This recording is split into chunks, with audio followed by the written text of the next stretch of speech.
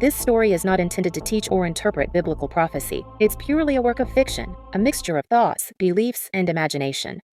It's very interesting to me to consider how the Antichrist might use the technology that we have available to us today. Let no man deceive you by any means. For that day shall not come, except there come a falling away first, and that man of sin be revealed, the son of perdition. 2 Thessalonians 2, verse 3. The world existed within the digital embrace of GlobalNet, the universal internet provider overseen by the dashingly handsome Zach Katz and his husband David Levy.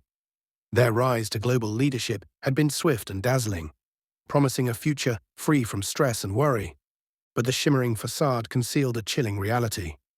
Zach's control extended far beyond simple internet access. Power grids, water supplies, hospitals, even emergency services all functioned through GlobalNet. He held the world's infrastructure in his digital grip, wielding an unprecedented level of power. This power, initially employed for seemingly selfless purposes, soon revealed a darker side.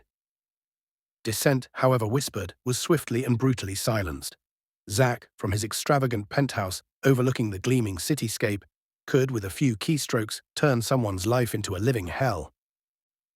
Power outages could plunge entire neighborhoods into darkness.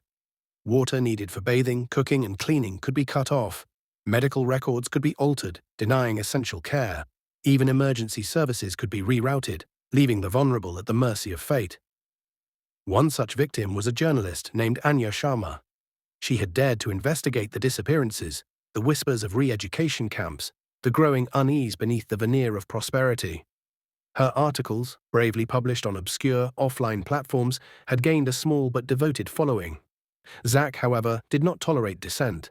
One frigid winter night, Anya's apartment plunged into darkness. The temperature plummeted. Her calls for help, routed through GlobalNet, went unanswered. Then the water stopped. Desperate, she tried to reach her neighbors, but their apartments were similarly afflicted. Anya realized with chilling certainty that she had been singled out, made an example of, and her neighbors knew that it was her fault, that they were freezing. She was a prisoner in her own home, trapped by the very technology that had promised to connect the world. Meanwhile, the resistance, scattered and desperate, continued their struggle. Emily, a former programmer, huddled with her group in the Appalachian hideout, poring over salvaged maps and whispered rumors. The stories of Zach's cruelty fueled their resolve, but also deepened their fear. He wasn't merely a controlling leader, he wielded a power that felt almost supernatural, almost hypnotizing.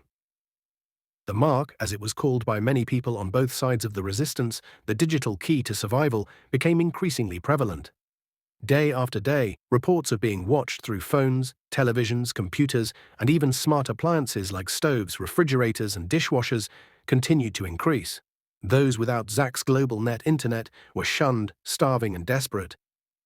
The prophecy of the beast and the false prophet, once a distant whisper, now echoed with terrifying clarity.